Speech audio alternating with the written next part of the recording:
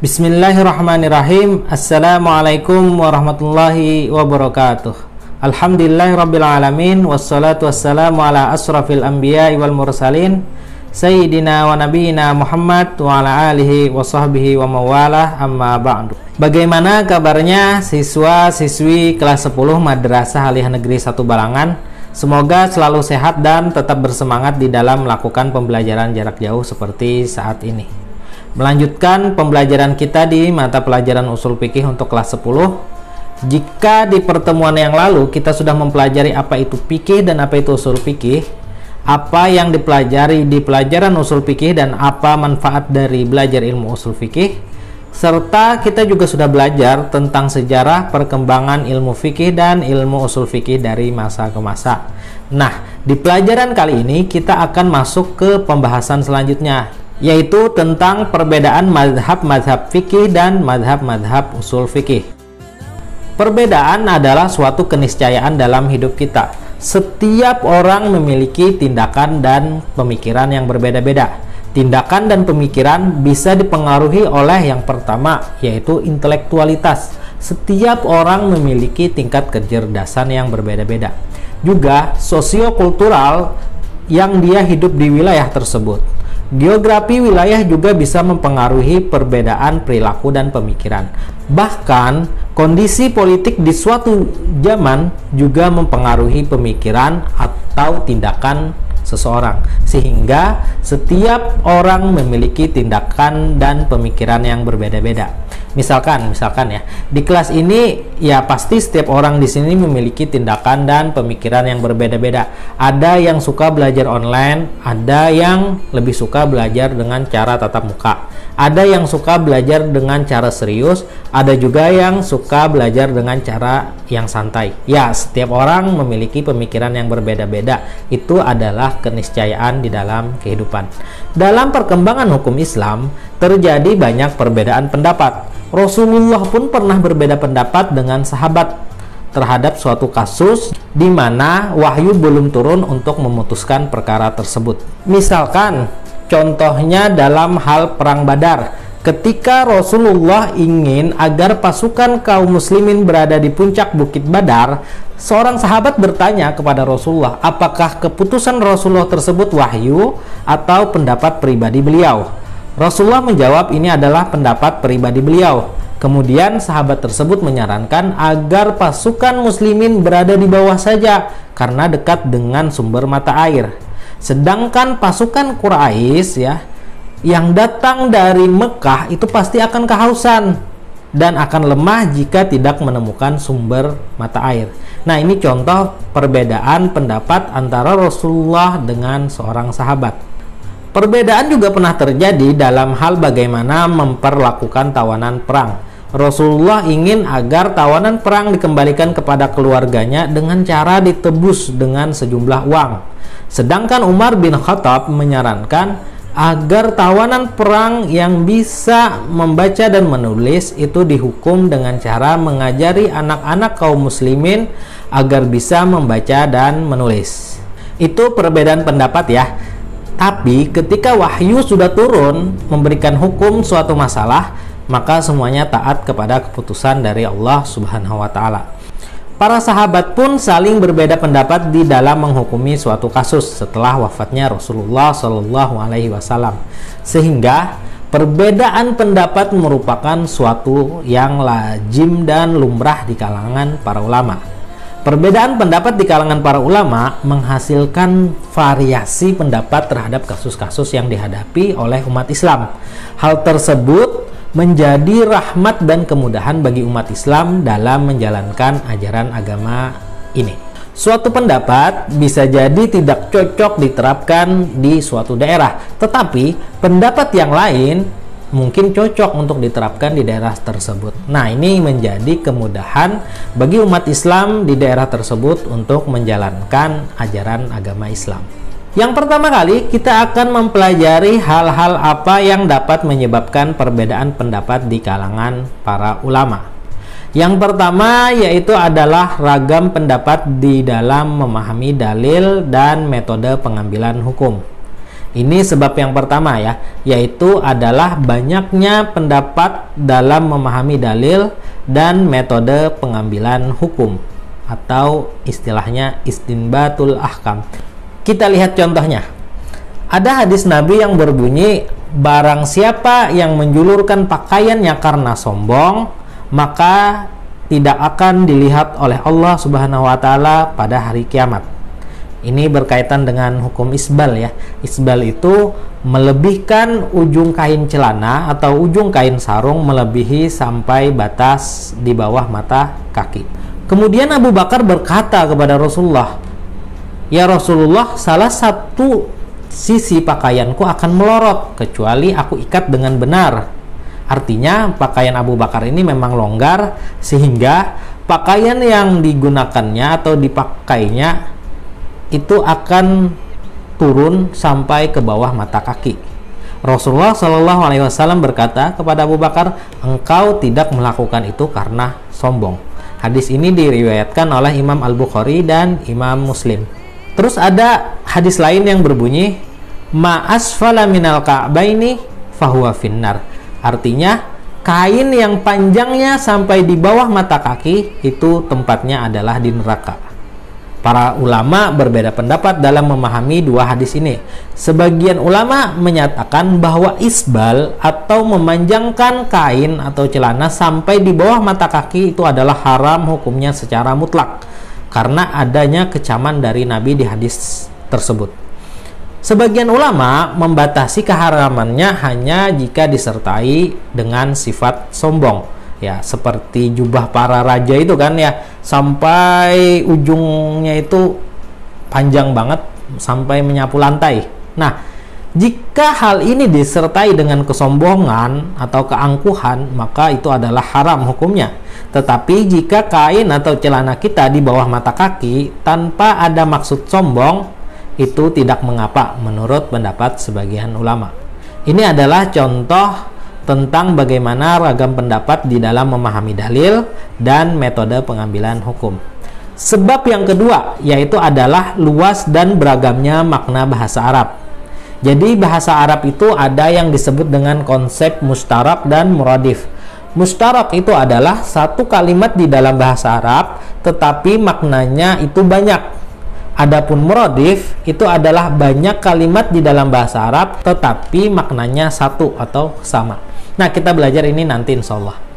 Luasnya makna di dalam bahasa Arab ini menyebabkan perbedaan pendapat di kalangan para ulama. Contohnya adalah seperti yang ada di dalam Quran surah Al-Baqarah ayat 228 yang berbunyi, "Wal mutallaqatu yatarabbasna bi anfusihinna salasata quru", yang artinya adalah wanita-wanita yang ditalak atau diceraikan oleh suaminya hendaklah dia menahan diri atau menunggu masa iddah selama 3 quru. Quru sendiri memiliki dua makna yang saling bertentangan, yaitu haid dan suci. Akhirnya para ulama berbeda pendapat tentang masa waktu iddah bagi seorang wanita, apakah 3 kali suci atau 3 kali haid. Jika mengikuti pendapat ulama yang menyatakan bahwa masa iddah wanita itu adalah 3 kali haid, berarti setelah diceraikan oleh suaminya dia harus menunggu haid yang pertama, kemudian suci, kemudian haid yang kedua, ya kan, kemudian suci lagi, selanjutnya ada haid yang ketiga. Nah, setelah haid yang ketiga ini dia baru bisa menikah. Sedangkan jika mengikuti pendapat ulama yang menyatakan bahwa masa iddah wanita yang diceraikan oleh suaminya itu adalah 3 kali suci, berarti dia setelah dicerai oleh suaminya harus menunggu haid dulu 1 kali, kemudian suci 1 kali, kemudian haid, kemudian suci yang kedua, kemudian haid yang ketiga, kemudian suci yang ketiga. Nah, setelah suci ini baru dia boleh menikah kembali. Ini contoh perbedaan pendapat yang disebabkan oleh banyaknya makna dalam satu kata bahasa Arab. Sebab ketiga yang menyebabkan terjadinya perbedaan pendapat di kalangan para ulama yaitu adalah perbedaan jalan atau perbedaan jalur menuju hadis Nabi Muhammad Shallallahu Alaihi Wasallam. Perlu kita ingat bahwa yang disebut dengan hadis Nabi itu adalah terdiri dari satu sanad dan satu matan. Sanad adalah rangkaian silsilah para periwayat hadis, dan matan adalah ucapan Rasulullah Shallallahu Alaihi Wasallam yang berada di akhir sanad. Contohnya seperti ini ya. Nah, di sini kita melihat satu hadis yang terdiri dari satu matan dan satu sanad. Matannya adalah qala Rasulullah Shallallahu Alaihi Wasallam muru auladakum bisolah sampai ke akhirnya ya. Nah, yang disebut dengan sanad itu adalah dari bawah ya, Abu Daud, kemudian Mu'ammal bin Hisham, kemudian Ismail bin Aliyah, kemudian Siwar bin Daud, kemudian Amru bin Shu'aib, kemudian Shu'aib bin Muhammad, dan yang terakhir adalah Abdullah bin Amru bin As. Nah, ini adalah hadis yang terdiri dari satu sanad dan satu matan. Bisa jadi ada hadis yang matannya sama, tetapi jalur sanadnya ini berbeda orangnya. Itu disebut juga dengan hadis yang berbeda. Contohnya seperti ini ya. Nah, di sini ada satu matan hadis yang sama ya, tetapi jalur sanadnya berbeda-beda. Yang diriwayatkan oleh Imam Al-Hakim, ada yang diriwayatkan oleh Imam Abu Daud, ada Imam Ahmad bin Hambal, ada Imam Al-Baihaqi, ada Imam At-Tirmidzi. Bahkan ada satu ulama yang meriwayatkan dua jalur seperti Imam Al-Hakim di sini ya. Ada dua jalur ke atasnya. Nah, itu akhirnya disebut dengan dua hadis yang berbeda. Sehingga ini disebut dengan hadis yang berbeda-beda. Hadis yang banyak ya, ini hadisnya banyak. Walaupun bunyi matannya itu tetap satu, tetapi karena jalur sanadnya berbeda, itu juga akhirnya menyebabkan hadis disebut hadis yang berbeda juga. Hadis yang sampai ke masing-masing ulama itu berbeda-beda jalur sanadnya, sehingga berbeda pula kualitas hadis-hadis tersebut. Misalkan hadis yang memiliki satu matan sampai ke ulama A di kota tertentu dengan jalur sanad yang lemah. Mungkin karena ada periwayatnya yang dianggap pembohong sehingga dianggap lemah. Ulama A tersebut tidak memakai hadis tersebut karena dianggap kualitasnya lemah ya. Bisa jadi berbeda dengan ulama lain. Nah, ya, kita sebut ulama B yang mendapatkan hadis dengan matan yang sama, tetapi jalur sanadnya lebih kuat karena orang-orang yang meriwayatkan itu semuanya terpercaya, sehingga ulama si B tersebut mengamalkan hadis itu. Itu kan akhirnya berbeda di dalam memakai hadis Nabi ya. Kita lihat contoh lain. Misalkan mazhab Hanafiyah di kota Kufah, Irak, itu lebih banyak menggunakan akal dan logika di dalam menyelesaikan problematika hukum.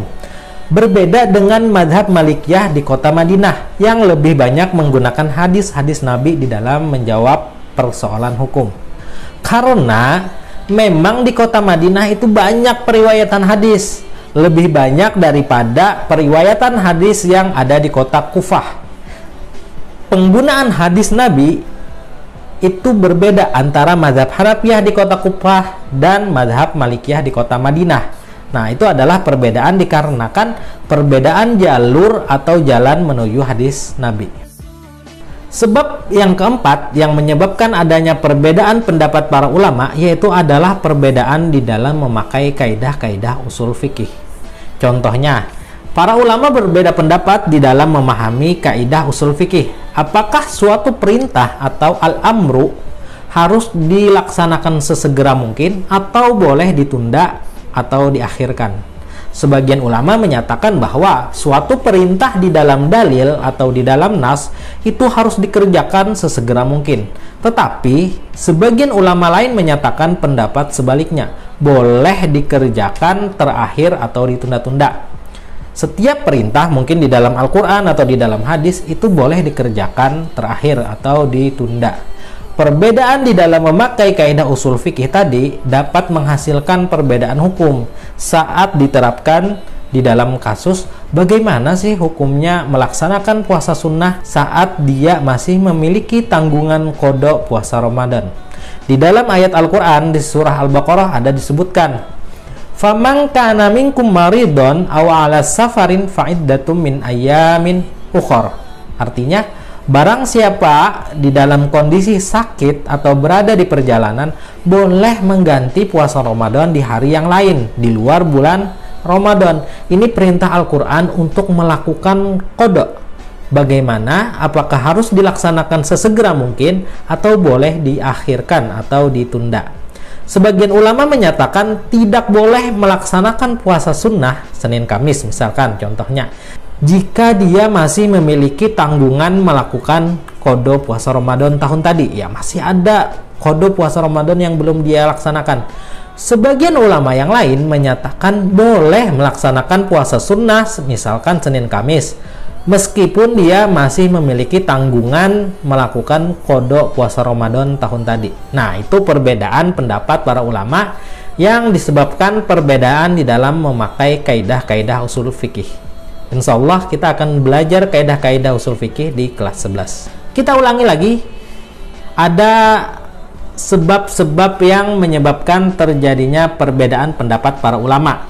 Yang pertama yaitu adalah ragam pendapat di dalam memahami dalil dan metode pengambilan hukum. Yang kedua adalah luas dan beragamnya makna bahasa Arab. Yang ketiga, perbedaan jalan atau jalur menuju hadis Nabi. Yang keempat adalah perbedaan di dalam memakai kaidah-kaidah usul fikih. Sampai di sini dulu pembelajaran kita hari ini. Insya Allah di pertemuan yang akan datang kita akan melihat perbedaan mazhab-mazhab fikih dan perbedaan mazhab-mazhab usul fikih. Saya akhiri pertemuan kali ini. Wabillahi taufiq wal hidayah waridho wal inayah ilal liqa ma'assalamah. Tetap semangat dan jangan lupa jaga kesehatan. Assalamualaikum warahmatullahi wabarakatuh.